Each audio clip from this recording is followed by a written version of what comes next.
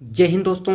आप सभी का अपने YouTube channel ASK teaching temple में स्वागत है। आज की इस वीडियो के थ्रू हम लोग सॉल्व करने वाले हैं दोस्तों आपका LT ग्रेड जो 2018 में पेपर हुआ था दोस्तों नागरिक शास्त्र का, इसका PYQ सॉल्व करेंगे। जो प्रीवियस ईयर क्वेश्चन पेपर हैं, किस प्रकार के प्रश्न बने हैं, प्रश्नों का प्रारूप क्या था, आइए सॉल्व करते हैं आज की इस वीडियो के थ्रू। ऑलरेडी चैनल पर दोस्तों सब्जेक्ट वाइज हम लोग सॉल्व कर रहे हैं LT ग्रेड के जितने भी PYQ अभी तक हुए हैं दोस्तों। और आपके जीआईसी के जो जीएस के प्रश्न पूछे जाते हैं यानी सामान्य अध्ययन के, उसे ऑलरेडी सॉल्व कराया जा चुका है, उसकी प्लेलिस्ट बनी हुई है, उसे जाइए आप लोग जरूर देखिए। आइए आज की इस वीडियो को स्टार्ट करते हैं दोस्तों। पहला क्वेश्चन क्या बनेगा दोस्तों, नागरिक शास्त्र यानी पॉलिटी से कह रहा है सूची 1 सूची 2 को मिलाना है। एक तरफ आपके चिंतक होंगे और दूसरी तरफ कृति, किस चिंतक से कौन सी कृति लिखी गई है आइए हम लोग समझते हैं। हाब्स की द्वारा किसकी होगी दोस्तों, ये होगी आपका लेवियाथन की हो जाएगी दोस्तों, यानी हाब्स दूसरा हो जाएगा, मिलाएंगे। एंड अगला है लॉक, ये प्रश्न बना हुआ है लॉक किससे संबंधित होगा दोस्तों, द किससे हो जाएगा, टू स्ट्राइटेजेज, यानी आपका हो जाएगा ये आपका ये तीसरे संबंधित हो जाएगा। एंड रूसो किससे संबंधित होगा, रूसो संबंधित हो जाएगा दोस्तों आपका द सोशल कॉन्ट्रैक्ट, यानी 1762 में लिखी गई थी। आइए हम लोग मिला लेते हैं, ये रहा। आइए हम लोग आंसर देख लेते हैं। राइट आंसर इसका बनेगा दोस्तों आपका ABC। तो आइए हम लोग देखते हैं इसका जो महत्वपूर्ण तथ्य बनते हैं उसे भी आप लोग शॉर्ट नोट्स में मेंशन करते हुए चलेंगे, ताकि एग्जाम टाइम आपका बेहतर रिवीजन हो सके। हर वीडियो में मेरे द्वारा ये चीज़ें बताई जाती हैं, जो चीज़ें हाईलाइट की गई हैं इसे आप लोग अपने शॉर्ट नोट्स में एक आप लोग शॉर्ट नोट्स बनाइएगा, ताकि एग्जाम टाइम आपका बेहतर रिवीजन हो सके LT एग्जाम के पॉइंट ऑफ व्यू से। एंड GIC में भी प्रश्न बनते रहते हैं। आइए आगे बढ़ते हैं। हाब्स किससे संबंधित दोस्तों, लेवियाथन से, जो 1651 में लिखा गया है। लॉक ये है दोस्तों आपका ट्रू स्ट्राइटेज ऑन सिविल गवर्नमेंट, यानी 1690 में लिखा गया है। रूसो द सोशल कॉन्ट्रैक्ट 1762 में लिखा गया है। तो इसे आप लोग शॉर्ट नोट्स में मेंशन कर लेंगे, जो मेरे द्वारा तथ्य डिस्कस किए जा रहे हैं। आइए अगला क्वेश्चन देखते हैं। स्वराज हमारा जन्म सिद्ध अधिकार है और हम इसे लेकर रहेंगे, यह नारा किसने दिया था, सभी दोस्तों को पता होगा। जो अति महत्वपूर्ण तथ्य होंगे दोस्तों उसे हम लोग पूरा विस्तृत व्याख्या यानी डिटेल एनालिसिस के साथ हम लोग डिस्कस करेंगे इस वीडियो के थ्रू। ऑलरेडी दोस्तों चैनल पर GIC के जितने भी पेपर हुए हैं दोस्तों, आपके PYQ यानी प्रीवियस ईयर क्वेश्चन पेपर, सामान्य अध्ययन यानी GS के सभी को कंप्लीट करा दिया गया है। उसकी प्लेलिस्ट बनी हुई है, आप लोग कमेंट जाइए प्लेलिस्ट चेक करिए, आपको सभी वीडियो मिल जाएंगे। वहाँ मेरे द्वारा रिकमेंड किया जा रहा है, सभी चीज़ों को आप लोग देखते हुए चलिए। अब हम लोग सॉल्व कर रहे हैं दोस्तों सब्जेक्ट वाइज, जो LT के सब्जेक्ट वाइज प्रश्न बनते हैं, यानी पेपर सेकंड को जो 60 नंबर के क्वेश्चन पूछे जाते हैं सब्जेक्ट से, तो उसे हम लोग सॉल्व कर रहे हैं। तो राइट आंसर दोस्तों हो जाएगा तिलक। तो आइए आगे बढ़ते हैं। इससे संबंधित जो भी तथ्य बनता है हम लोग नोट करेंगे अपने शॉर्ट नोट्स में। स्वराज्य मेरा जन्मसिद्ध अधिकार है, ये किसके द्वारा कहा गया दोस्तों, आप लोग को पता है, बाल गंगाधर तिलक। वर्ष 1916 के ईस्वी में कांग्रेस के लखनऊ अधिवेशन में दिया था यह नारा। तिलक ने स्वराज एक राजनीतिक आवश्यकता ही नहीं बताया, बल्कि नैतिक आधार पर इसका समर्थन भी किया था। ये कुछ इंपॉर्टेंट तथ्य है। आइए हम लोग आगे बढ़ते हैं। अगला क्वेश्चन देखते हैं आज की इस वीडियो का। क्वेश्चन है दोस्तों, आप सभी वीडियो के लास्ट तक बने रहेंगे, आपका सहयोग बेहद ही आवश्यक होगा हमारे लिए। आप सभी वीडियो के लास्ट तक बने रहेंगे तो हम आसानी से 60 प्रश्नों को सॉल्व कर लेंगे आज की इस वीडियो के थ्रू। हमारी जो अगला PYQ सेशन होगा, अगला जो होगा ये आज का 12वां होगा दोस्तों, 12वीं होगी। ऑलरेडी 11 टॉपिक चैनल पर अपलोड है, उसे जरूर देखिएगा सभी PYQ को। तो आइए हम लोग देखते हैं। अगला हो जाएगा दोस्तों आपका, अगली टॉपिक होगी आपकी अर्थशास्त्र यानी इकोनॉमिक को हम लोग सॉल्व करेंगे, उसके PYQ को, जो महत्वपूर्ण प्रश्नों को हम डिस्कस करेंगे। प्लेटो ने एक आदर्श राज्य की जनसंख्या निश्चित की थी। तो 1800 व्यक्ति या 5040 व्यक्ति या 10,000 व्यक्ति या 20,000 दोस्तों। तो राइट आंसर इसका 5040 व्यक्ति। प्लेटो ने एक आदर्श राज्य की जनसंख्या 5040 व्यक्ति निश्चित की थी। ये प्लेटो से प्रश्न बहुत बार पूछा गया है। प्लेटो के दर्शन में पाइथागोरस का बहुत ही ज़्यादा प्रभाव पड़ा हुआ है।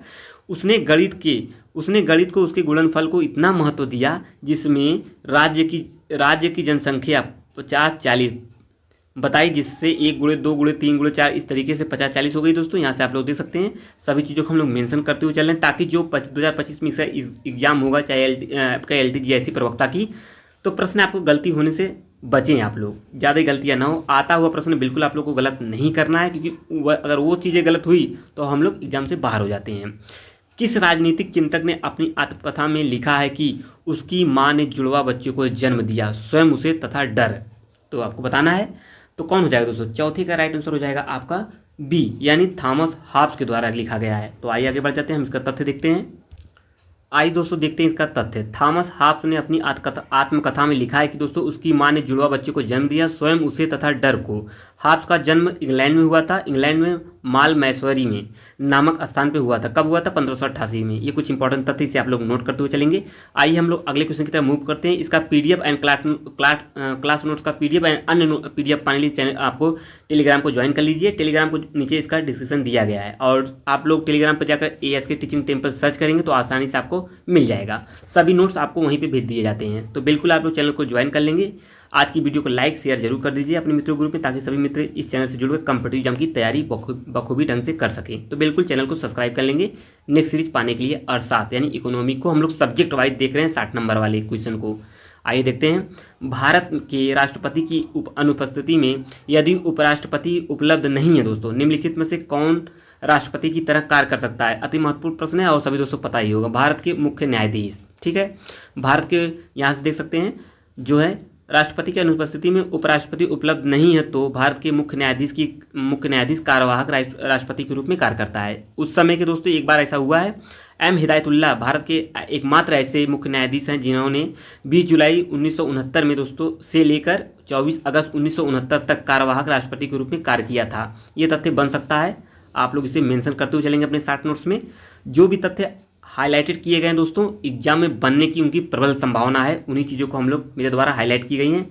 एनालिसिस करने के बाद ही दोस्तों PYQ को इसी तरह एनालिसिस किया जाता है ताकि अगर एग्जाम में इससे क्वेश्चन बने तो बिल्कुल गलतियां होने के चांसेस बहुत ही नगण्य हो जाएं दोस्तों।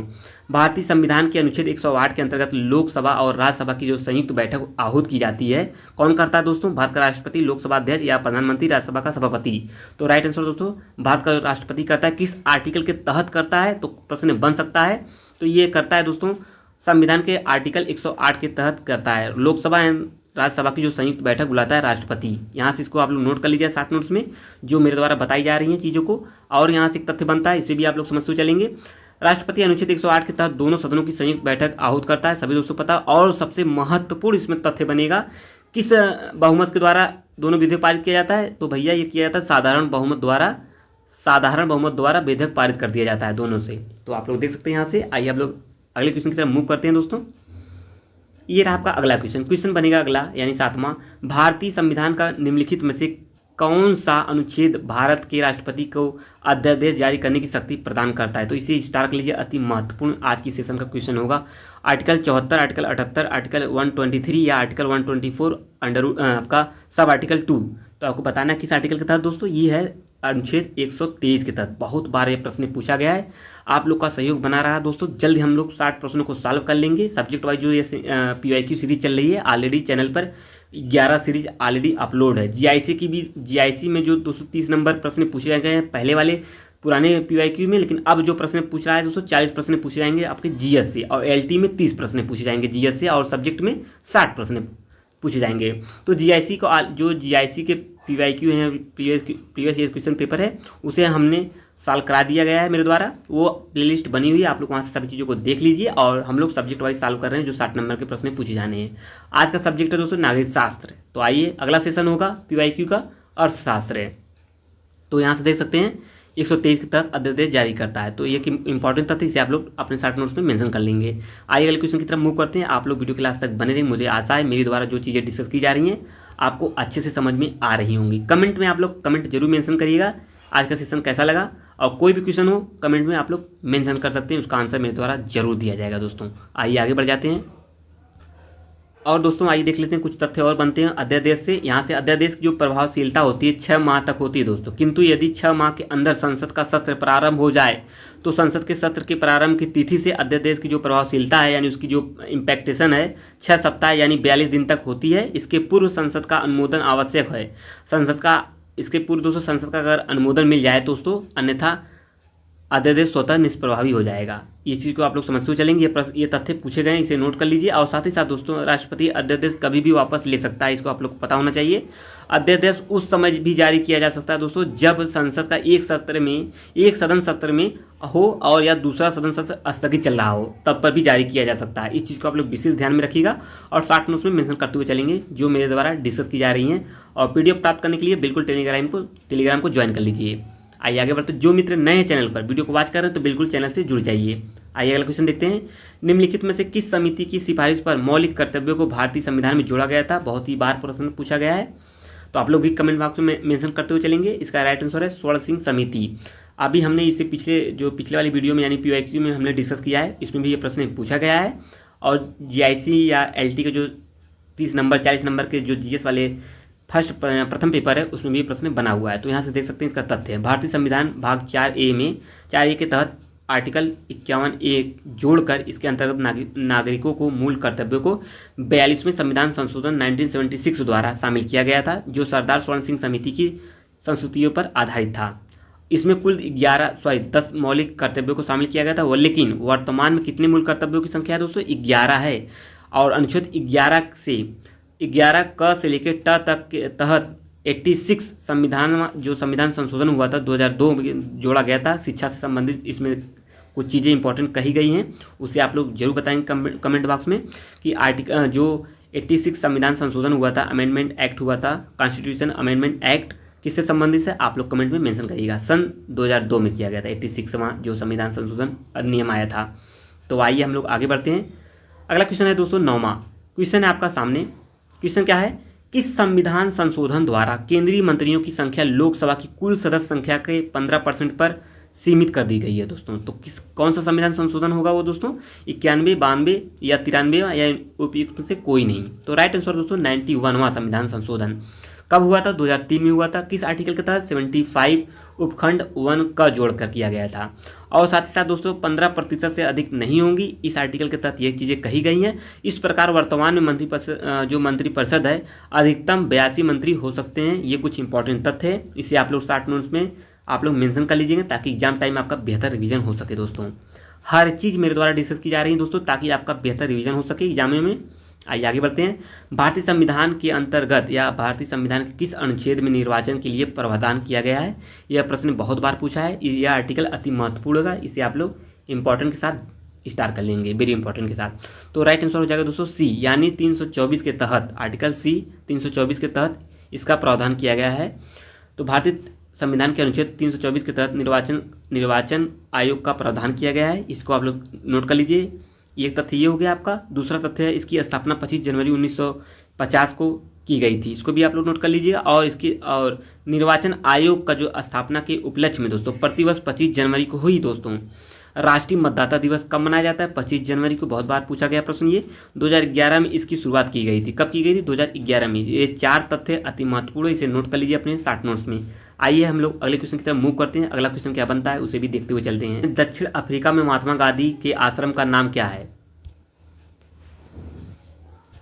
तो दोस्तों क्या नाम होगा? फिनिक्स है, साबरमती है, सत्याग्रह, सर्वोदय। यह भी प्रश्न पूछा गया है, ऑलरेडी हम लोग इसके पिछले वाली वीडियो में डिस्कस किए हैं, आप लोग देख सकते हैं। दक्षिण अफ्रीका में महात्मा गांधी के आश्रम का नाम फिनिक्स है, जो दक्षिण अफ्रीका के 1904 में गांधी ने सेठ पारसी रुस्तम जी के सहयोग से डरबन के समीप फिनिक्स नामक आश्रम पर 100 एकड़ जमीन खरीदकर फिनिक्स फार्म की स्थापना की थी। ये कुछ इंपॉर्टेंट तथ्य इसे नोट कर लीजिए।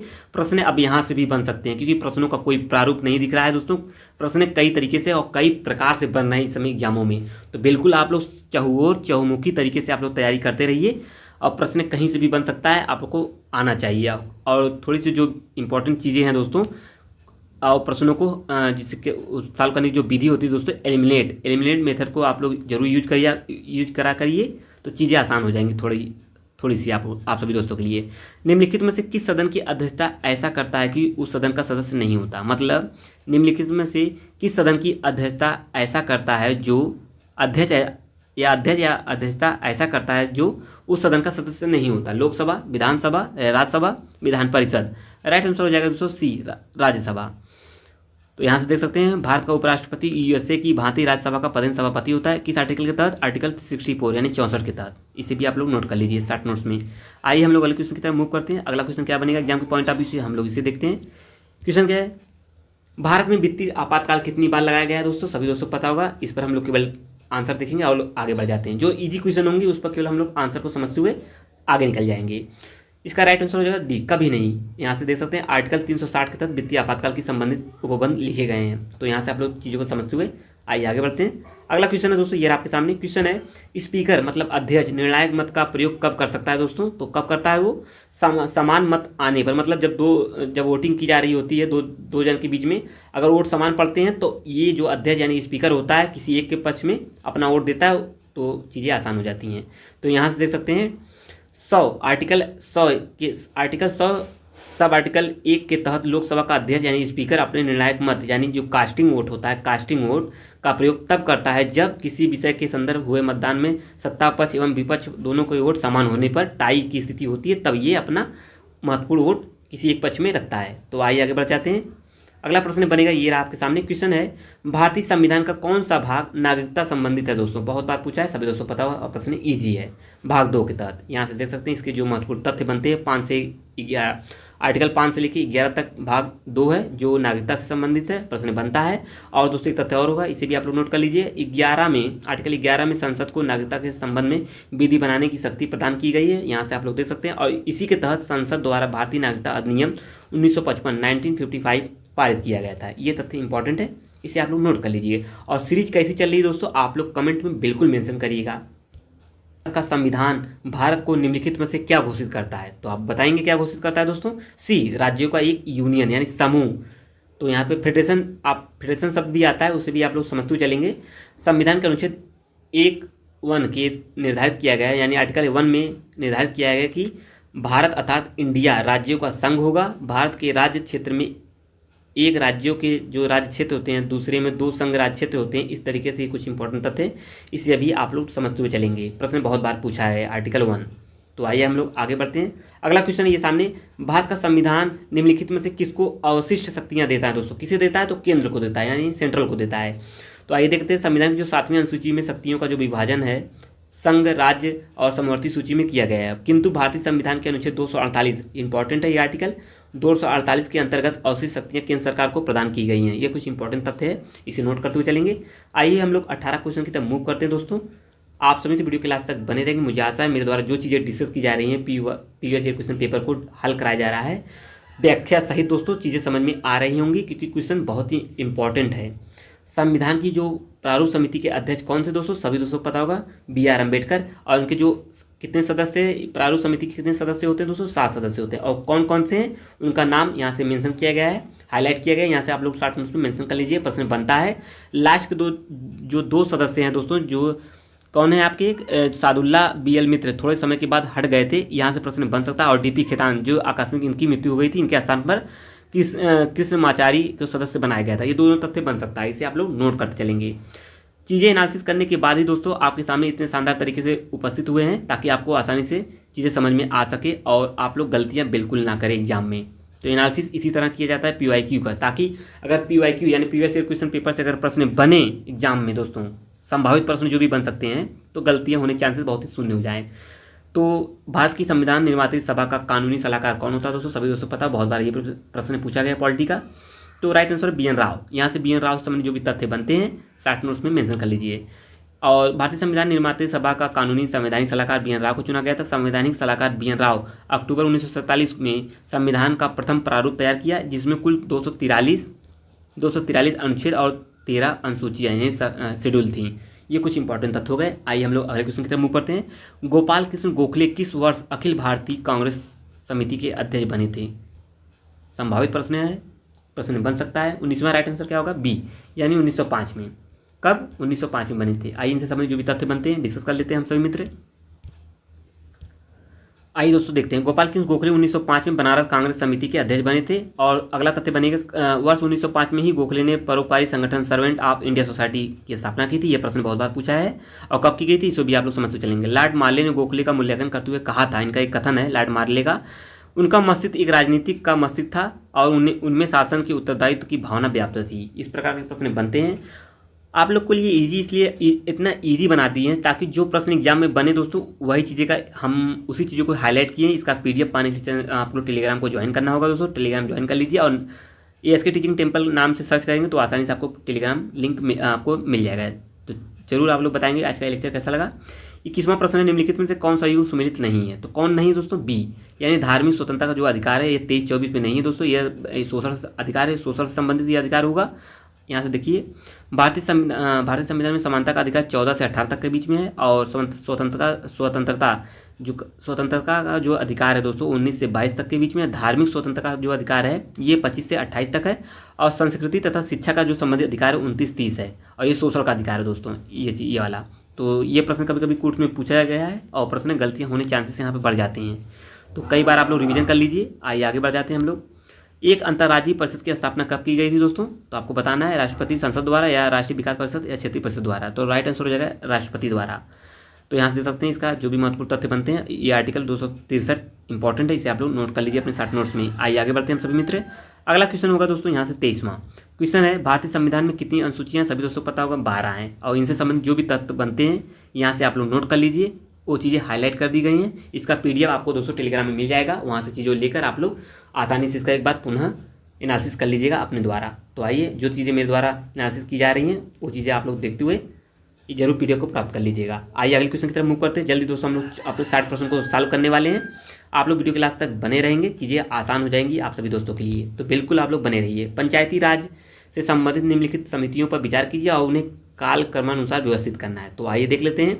ये समितियाँ बहुत इंपॉर्टेंट समितियों से प्रश्न बहुत बार बना है सभी एग्जामों के पॉइंट ऑफ व्यू से।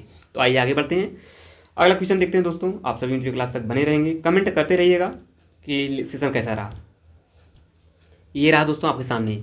आइए इसका क्रम मिलाते हैं। बलवंत राय मेहता समिति दोस्तों 1957 में आई थी, किया गया था। अशोक मेहता समिति ये कब है? 1977 में।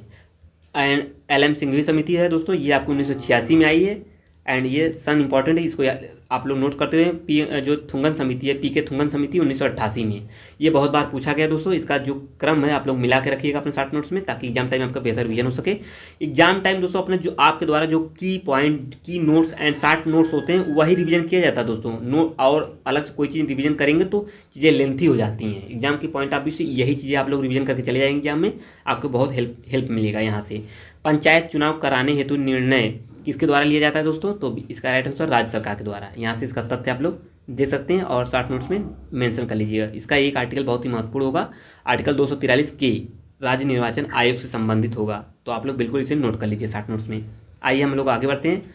और सभी चीज़ें दोस्तों GIC की जितनी भी GIC के जो भी अभी तक PYQ यानी प्रीवियस ईयर क्वेश्चन पेपर हुए हैं दोस्तों, सभी को डिटेल एनालिसिस के साथ हम लोग करा दिए हैं लेक्चर। वो प्लेलिस्ट बनी हुई है। आप लोग 30 नंबर यानी GS के जो 40 नंबर GS के पूछे जाते हैं वो कंप्लीट है, आप लोग जरूर जाइए, जरूर देखिएगा उसे। अब हम लोग सब्जेक्ट वाइज चीज़ों को देख रहे हैं जो 60 नंबर के प्रश्न पूछे जाते हैं।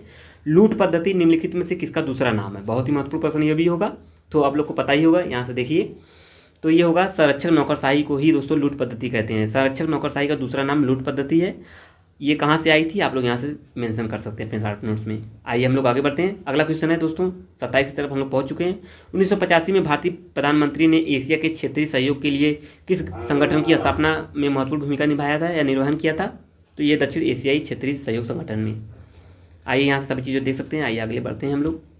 इनमें से निर्गुट आंदोलन का संस्थापक नेता कौन नहीं है? तो कौन नहीं है दोस्तों? कर्नल गद्दाफी ये नहीं है। यहाँ से जो भी तथ्य हैं, यहाँ पे कोई तथ्य, केवल इसको आप लोग समझते हुए चलेंगे। आइए हम आगे बढ़ते हैं। और जो भी चीज़ें हो आप लोग यहाँ से देख सकते हैं। इसका व्याख्या ऑलरेडी PDF आपको मिल ही जाएगा टेलीग्राम से।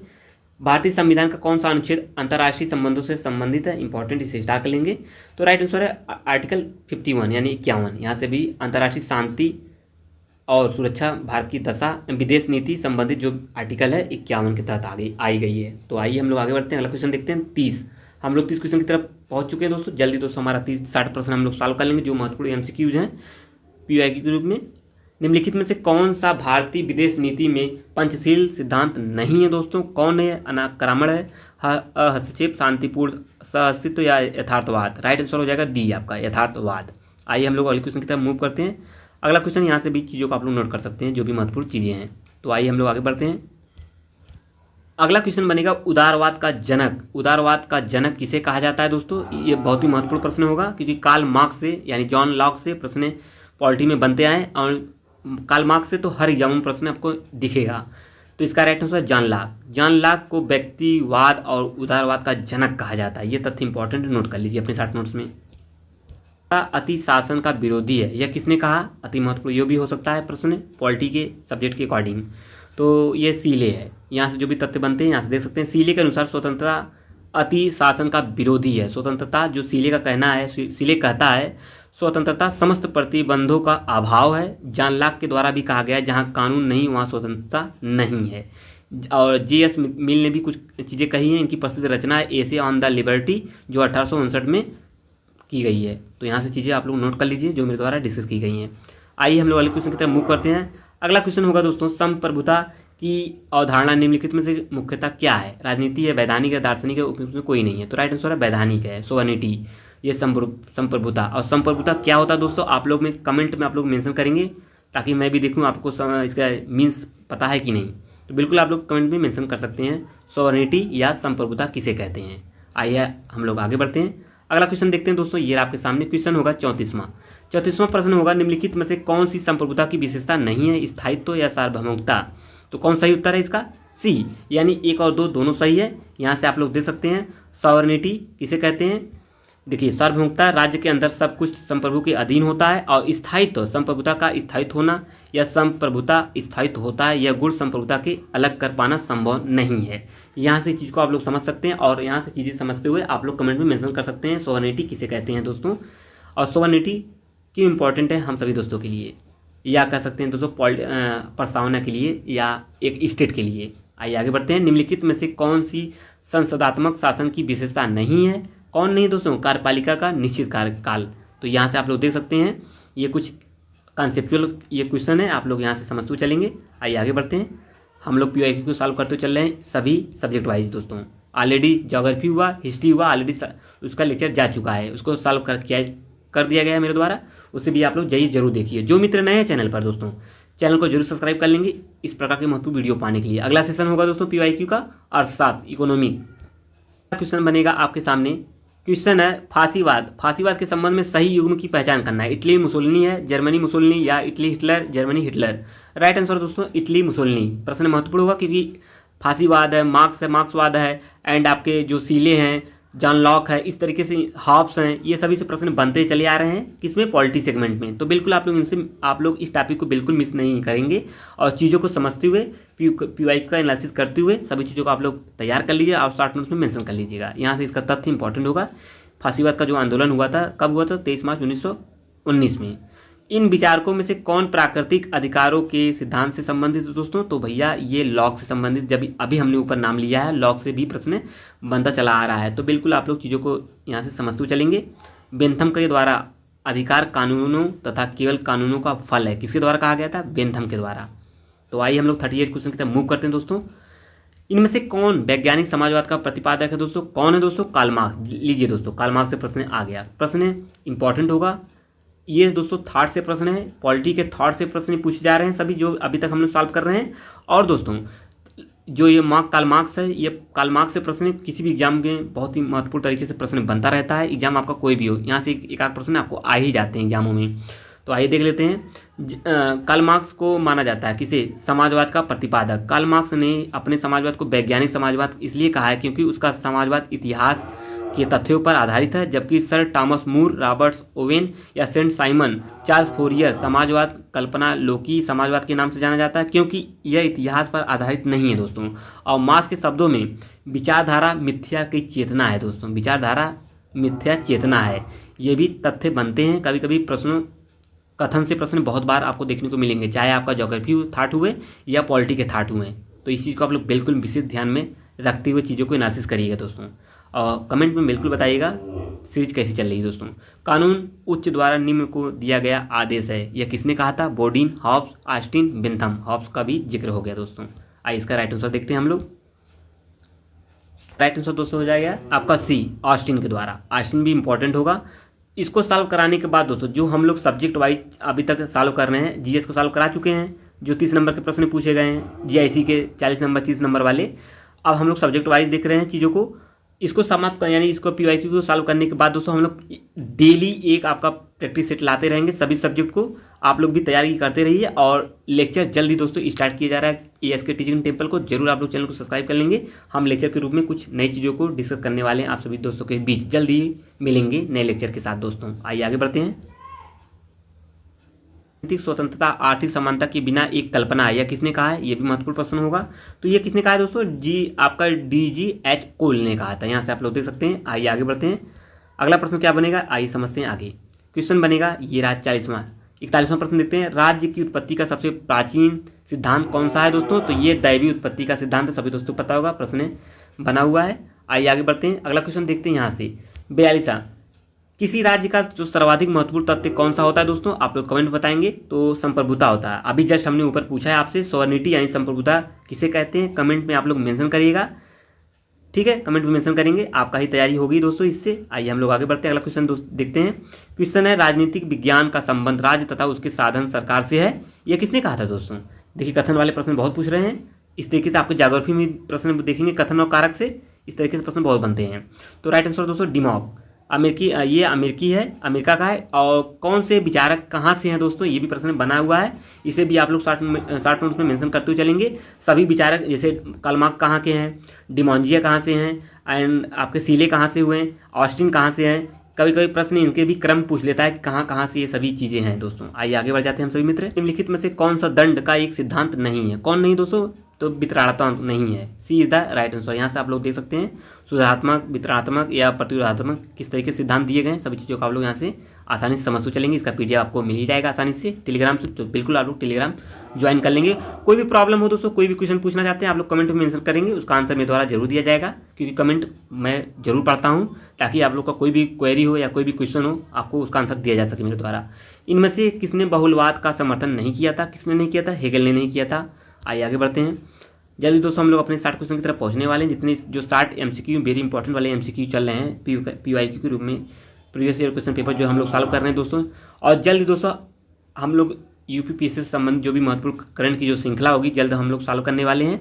सभी जनवरी से लेके आपका सितंबर तक के जो भी करंट होंगे दोस्तों, हम लोग सॉल्व करेंगे महत्वपूर्ण तरीके से। आप लोग भी जुड़ते चलेंगे चैनल से। तो इसका राइट आंसर दोस्तों क्या हो जाएगा? सुमेलित करना है अधिकार के सिद्धांत और विचार का मत है। तो ये आपका राइट आंसर ये शामिल नहीं है। अधिकारों का यथार्थवादी, ये अधिकार मनुष्य की शक्तियां हैं, ये गलत है। यहाँ से आप लोग देख सकते हैं। आइए हम लोग आगे बढ़ते हैं। अगला क्वेश्चन देखते हैं दोस्तों। इसमें से कौन सी राजनीतिक दल की विशेषता नहीं है दोस्तों? ये किसकी है? संगठन, असंवैधानिक साधनों का प्रयोग, लोकतंत्र में विश्वास या वैचारिक एकता। तो राइट आंसर होगा B। यहाँ से आप लोग देख सकते हैं इससे संबंधित जो भी तथ्य बनते हैं सभी चीज़ें मेंशन की गई हैं। आप लोग यहाँ से देखते हुए आगे बढ़ते हैं। 48 क्वेश्चन कह रहा है दोस्तों, इनमें से किसने दबाव गुटों का एक अज्ञात साम्राज्य की संज्ञा दी गई है? जो अति महत्वपूर्ण तथ्य हैं दोस्तों, उस पर मेरे द्वारा चीज़ें हाईलाइट की गई हैं। आपको PDF मिलेगा आसानी से, आप भी एक बार एनालिसिस कर लीजिए अपने अकॉर्डिंग। और मेरे द्वारा जो एनालिसिस करने के बाद दोस्तों जो भी तथ्यों पर डिस्कस किया जा रहा है, उसका आप लोग एक शॉर्ट नोट्स बना लीजिए। और उसका आप लोग की पॉइंट जो एक शॉर्ट नोट्स होता है, जो चीज़ें मेरे द्वारा कही जा रही हैं, बताई जा रही हैं, उसको आप लोग अपने शॉर्ट नोट्स में मेंशन करते चलेंगे, तो एग्जाम में आपका ही बहुत ही मदद मिलेगी इस चीज़ से। तो यहाँ देख सकते हैं A is the right answer है। रोडी के द्वारा कुछ कहा गया है, गैर सरकारी संचार सूत्र है, इसके द्वारा प्रोफेसर भरत गोपाल गुप्ता के अनुसार भी कोई चीज़ें कही गई हैं। यहाँ से आप लोग देख सकते हैं, शॉर्ट नोट्स में मेंशन करते चलिए। आइए आगे 49 क्वेश्चन की तरफ हम लोग बढ़ते हैं। क्वेश्चन है राज्य का वर्ग सिद्धांत किसने प्रतिपादित किया था? तो मार्क्स, एंजल्स, लेनिन, इनमें से कोई नहीं। देखिए मार्क्स से क्वेश्चन फिर आ गया, ए राइट आंसर है। राज्य का वर्ग सिद्धांत किसने प्रतिपादित किया था? Karl Marx. तो यहाँ पे देख सकते हैं जो भी पॉइंट वाइज जो बिंदु बनी है, आप लोग एक बार जरूर इनसे पढ़ लीजिएगा PDF लेकर। तो आइए आगे बढ़ते हैं। प्राकृतिक 50 क्वेश्चन की तरफ हम लोग पहुंच चुके हैं। आपका सहयोग बहुत ही इंपॉर्टेंट है दोस्तों, आप लोग का सहयोग मुझे पूरा आशा था। आप सभी मेरे वीडियो क्लास तक बने रहें। वीडियो के बीच में स्किप करेंगे तो चीज़ें एनालिसिस नहीं हो पाएंगी दोस्तों। बिल्कुल आप लोग वीडियो क्लास तक बनते हुए सभी चीज़ों को सारगर्भित तरीके से मेरे द्वारा डिस्कस की जा रही हैं, ताकि एग्जाम में अगर यहाँ से प्रश्न बने दोस्तों, तो बिल्कुल आप लोग से गलत होने के चांसेस बहुत ही कम हो जाएं। प्राकृतिक अवस्था वाले मनुष्य को आदर्श बर्बर की संज्ञा किसने दी थी? तो 50 का राइट आंसर दोस्तों क्या हो जाएगा? तो 50 का राइट आंसर C यानी रूसो ने कहा था। देखिए रूसो कहाँ का था, इसे भी आप लोग कमेंट में मेंशन कर सकते हैं जिसमें को राइट आंसर पता होगा। आइए हम लोग इसका तथ्य देखते हैं। यहाँ से दोस्तों देख सकते हैं प्राकृतिक अवस्था वाले मनुष्य को आदर्श बर्बर की संज्ञा दी गई है, रूसो ने दी थी। और रूसो कहाँ का था ये आप लोग कमेंट में मेंशन करेंगे। तो आइए हम लोग 51 प्रश्न की तरफ मूव करते हैं। निम्नलिखित में से अरस्तु की प्रसिद्ध पुस्तक कौन सी थी? बहुत बार प्रश्न पूछा है। देखिए दोस्तों ये अरस्तु से प्रश्न बन गया। ये भी आपको बताना है अरस्तु कहाँ से थे। The Republic, the social contract या लॉज, पॉलिटिक्स। तो ये प्रश्न बहुत बार बना है। 51 का राइट आंसर क्या हो जाएगा दोस्तों? ये है आपका D पॉलिटिक्स। ये पुस्तक बहुत बार पूछी गई एग्जामों में। द रिपब्लिक तथा लॉज प्लेटो की कृति है, और द सोशल कॉन्ट्रैक्ट ये रूसो ने लिखा है दोस्तों। और अरस्तु की पुस्तक है पॉलिटिक्स, बहुत बार पूछा है। हमने सभी चीज़ों के ऊपर डिस्कस कर लिया। आइए आगे बढ़ जाते हैं, अगले क्वेश्चन की तरफ बढ़ते हैं। मनुस्मृति में कितने अध्याय हैं दोस्तों? 10 है, 11 है, 12, 21। तो राइट आंसर है आपका 12 अध्याय तथा 2694 श्लोक हैं। कितने? 2694 श्लोक हैं। तो आइए आगे बढ़ते हैं, यहाँ से चीज़ों को समझते हुए। दास कैपिटल, बहुत बार ये पुस्तक पूछी गई है। दास कैपिटल इनमें से किसकी विचारक या ग्रंथ है दोस्तों? तो भैया किसकी है? ये मार्क्स की है। दास कैपिटल मार्क्स की, बहुत बार पूछा गया है। इनसे संबंधित कार्ल मार्क्स के द्वारा महत्वपूर्ण पुस्तक दास कैपिटल कब लिखी गई है दोस्तों? 1867 में, 1867 में। और इसकी पुस्तक को मार्क्सवाद का बाइबिल के नाम से भी इस पुस्तक को मार्क्सवाद की बाइबिल कहते हैं। यह रचना पूंजीपतियों द्वारा उनके शोषणकारी नीतियों की आलोचना पर आधारित है। कार्ल मार्क्स के विचार यथार्थवाद पर केंद्रित है और दुनिया के मजदूरों एक हो जाओ, पाने के लिए संसार है और खोने के लिए केवल जंजीरें मात्र हैं। ये इनका जो कथन है दोस्तों, बहुत ही चर्चित कथन है दोस्तों। दुनिया के मजदूरों एक हो जाओ, पाने के लिए संसार है और खोने के लिए दोस्तों केवल जंजीरें मात्र हैं। मतलब जो बेड़ियों की दास्ता से ये बंधे हुए थे उस समय के चर्चा में बहुत ही महत्वपूर्ण कथन था ये दोस्तों। आइए आगे बढ़ते हैं। अगला प्रश्न बनेगा एग्जाम के पॉइंट ऑफ व्यू से दोस्तों, पैन ऑप्टिकन निम्नलिखित में से किसका आदर्श उदाहरण है? जेल, शिक्षा व्यवस्था, कानून व्यवस्था, रसोई। तो 54 का राइट आंसर दोस्तों क्या हो जाएगा? तो ए इज द राइट आंसर है पैन। तो आइए आगे बढ़ते हैं हम लोग। 55 क्वेश्चन की तरफ पहुंच चुके दोस्तों। 5 क्वेश्चन शेष बचे हुए दोस्तों। जल्दी हम लोग जो 60 MCQ चल रहे हैं PYQ के रूप में, प्रीवियस ईयर क्वेश्चन पेपर को 2018 में जो नागरिक शास्त्र प्रश्न बने हैं उसका एनालिसिस हम लोग कर रहे हैं विस्तृत व्याख्या के साथ। निम्नलिखित में से किस पुस्तक के लेखक बाल गंगाधर तिलक हैं? और ये प्रश्न बहुत बार पूछा भी गया है। तो सभी हैं, यानी गीता रस, the Orion, the Arctic home of the Vedas, उपयुक्त सभी हैं। और कब कब लिखी गई हैं? 1893 में the Arctic home in the Vedas, 1903 में, 1903 में गीता रहस्य पूछा गया, 1915 में। इंपॉर्टेंट कथन है, कृति है इनकी बाल गंगाधर तिलक की। और साथ साथ एक इंपॉर्टेंट तथ्य भी बनता है, इसे नोट कर लीजिए। गीता रहस्य, जो गीता रहस्य तिलक की सबसे महत्वपूर्ण कृति है। यह ग्रंथ शंकराचार्य के बाद सबसे सुंदर तर्कपूर्ण गीता का भाष्य होगा। और कब लिखी गई है यहाँ से आप लोग देख लीजिए, 1915 में लिखी गई है गीता। प्लेटो की रिपब्लिक का उपशीर्षक क्या है दोस्तों? तो न्याय से संबंधित है। ये भी प्लेटो भी बहुत महत्वपूर्ण है। ये थॉट से भी प्रश्न है। अभी तक जितने हम लोग इस तरह के प्रश्न सॉल्व कर रहे हैं थॉट से प्रश्न दोस्तों, विचारक से। तो आइए आगे बढ़ते हैं, यहाँ से सभी चीज़ों को समझते हुए आगे बढ़ते हैं। 57 क्वेश्चन क्या कह रहा है, आइए हम लोग देखते हैं। मानव चेतना स्वतंत्रता की कामना करती है, स्वतंत्रता से अधिकार शामिल है और अधिकार राज्य की मांग करते हैं दोस्तों। यह किसने कहा है? ये दोस्तों यहाँ पे ग्रीन और सी बारकर दोनों हो सकते हैं। जो भी तथ्य इंपॉर्टेंट है यहाँ पे इसका ये कथन, यानी ए और सी दोनों राइट आंसर होंगे। आइए हम लोग आगे बढ़ते हैं। उत्तर कुंजी में स्पष्ट नहीं हो पाया, हालांकि अधिकांश इसे बारकर का कथन ही मानते हैं। तो आप लोग देख सकते हैं यहाँ से। आइए आगे बढ़ते हैं हम लोग इसको सॉल्व करते हैं। इनमें से किसने आत्मपरक तथा प्रात्मक परक या आचरण के मध्य अंतर है? तो सी है, J.S. मिल के द्वारा। आइए आगे बढ़ते हैं, यहाँ से इस चीज़ को आप लोग नोट कर लीजिए जो ये तथ्य कहा गया। कभी कभी कथन बहुत ही अच्छे तरीके से प्रश्न बनते हैं। महात्मा गांधी का राजनीतिक गुरु किसे माना जाता है? सभी दोस्तों को पता होगा। तो एक क्वेश्चन आसान है, गोखले को। और यहाँ से संबंधित जो भी महत्वपूर्ण तथ्य बनते हैं इसे आप लोग नोट कर लीजिए और इसका PDF आप लोग टेलीग्राम से प्राप्त कर लीजिए। आइए दोस्तों, आज की सीरीज का जो 2018 में नागरिक शास्त्र के जो क्वेश्चन बने हुए थे हम लोग डिस्कस कर लिए हैं PYQ के रूप में, यानी प्रीवियस ईयर क्वेश्चन पेपर के रूप में। डिटेल एनालिसिस के साथ हम लोग सभी चीज़ों को देख लिए हैं। जो प्रश्न यहाँ से बनने की संभावना है एग्जामों में, जो एग्जाम होने हैं 2025 में दोस्तों, तो वहाँ से आपको आसानी से मिल जाएंगे। तो राइट आंसर हो जाएगा दोस्तों, तिलक को भारतीय अशांति का जनक किसने कहा है? संज्ञा दी थी तिलक को दोस्तों। अशांति का जनक किसने कहा था? वेलेंटाइन सिरोल ने कहा था। तो यहाँ देख सकते हैं। और सिरोल लंदन में प्रकाशित समाचार जो पत्र द टाइम्स के विदेशी मामलों में संवाददाता थे। और दोस्तों 1916 में ही दोस्तों लखनऊ में हुए कांग्रेस अधिवेशन में तिलक ने स्वराज्य की स्पष्ट मांग करते हुए कहा था, स्वराज्य मेरा जन्मसिद्ध अधिकार है, इसे मैं लेकर रहूँगा। अभी जस्ट हमने इससे पिछले वाले वीडियो में इस क्वेश्चन को सॉल्व किया है। तो कहीं ना कहीं प्रश्न, सभी प्रश्न एक दूसरे से इंटरलिंक है और प्रश्न को रिलेट करके एग्जामों में प्रश्न बनते रहते हैं। तो आप लोग ये सीरीज आज की ये समाप्त हो गई, हमने सॉल्व कर लिया। अब आप लोग बताएंगे कमेंट में कि आज की सीरीज कैसी लगी। और जो मित्र नए हैं चैनल पर दोस्तों, चैनल को जरूर सब्सक्राइब कर लेंगे इस प्रकार की महत्वपूर्ण वीडियो पाने के लिए। चलिए दोस्तों, अब मिलते हैं नेक्स्ट सेशन में, यानी PYQ सेशन में, जो होगा आपका अर्थशास्त्र पेपर। तो जय हिंद दोस्तों, थैंक यू।